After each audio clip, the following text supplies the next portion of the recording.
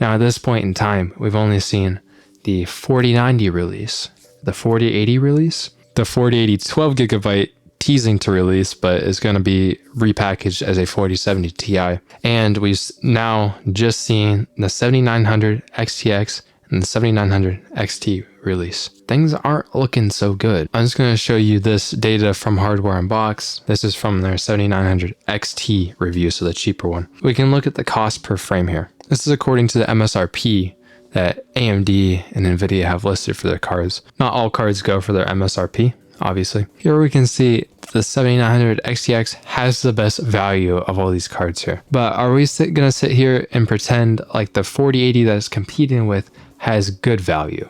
I don't think so. I think AMD needed to make way more of a play with these cards in order to really sell them, but they did not. Then we need to look beyond here. If you can look at AMD's last generation of cards, this $1,000 XTX is actually nowadays at about the same cost per dollar as this 6800 XT from last generation. We're going to see here in a second why this is scary. But this is MSRP, and based on what's current on Newegg, the 6800 XT is actually kind of destroying the 7900 XTX in cost per frame. It's almost $1 cheaper per frame. This is just AMD competing with themselves. These cards cost $1,000, especially compared to about the 7900 XT. We can see here that the 6800 XT on average performs about 70 FPS at 4K. Right here, we need to look at the lineup of what AMD is going to release. According to PC Part Picker here, which tracks prices of as low things as will go, you can see that the 6800 XT has gone as low as $515 on Newegg, and currently it's out of stock, but it sells for $550 on Newegg, whereas its MSRP is $650. Already the 6800 XT sells for $550. Now we need to look at what AMD could offer, because the 7900 XT is already placing itself in a spot that's pretty weak. So I just did some quick numbers here. The 7900 XT, which we are finding out, especially to just look at the title that Hardware Unbox has shown for the 7900 XT review. He is not excited for this card. The 7900 XT performs at 94 FPS at 4K on average, and the 6800 XT performs 70 FPS 4K average. The 7900 XT is 34% faster than the 6800 XT, so that's the last generation card from AMD, which is like, oh, that's a pretty good improvement. But you're also jumping up a tier of graphics card, so how much faster is this really generation over generation? And also the 7900 XT is 60% more expensive than the 6800 XT. And if you're telling me 34% faster with it being 60% more expensive, is not adding up to very good value. Hey, I wanted to come in and post really quick and just talk about this. Yes, I do understand that there are diminishing returns for more expensive products, but the 7900 XT especially is bad value. And it's a new generation of cards, and it's presenting a worse value than the last generation. And the 7900 XTX is pretty much falling in line with what's already available just from AMD. Now don't get worried here, we're gonna talk about NVIDIA later. This isn't just smacking down AMD.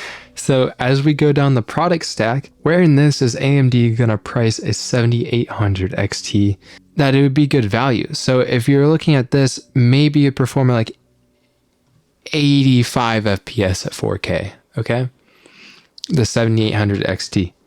Where are they going to price so that it'd be reasonable? I mean, the 6800 XT is already $550 and is a really, really good value. So if you're looking at that, then $750, but that's going to put it in line with the current product stack that AMD is already offering. They're pricing their cards exactly the way that NVIDIA is, and everybody's hating NVIDIA because NVIDIA is literally just scaling the cards. So the 3000 series is still on the market, and you're getting a linear scaling the more money you pay for NVIDIA until the 3000 series sells out.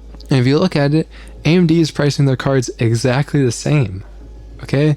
The 6800 XT is amazing value for $550, but then you go up and it's like Where are they going to put the 7800 XT? Okay, is that going to be $750? $700?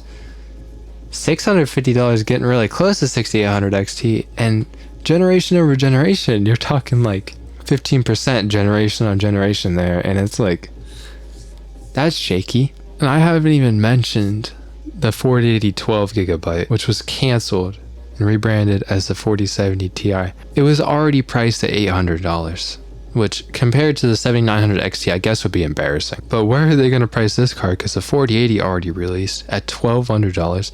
I feel like the 4070 Ti isn't really going to change price. I think you're going to be looking at $800 still, which is just a bad value. It's bad value. And the 4070 Ti, the 70 Ti 70 series is typically one of the most popular series of graphics cards because it's pretty affordable and it usually has good cost to performance ratios. But all these cards are just getting priced on what's already available. If this 4070 Ti releases for $800, it's over, man.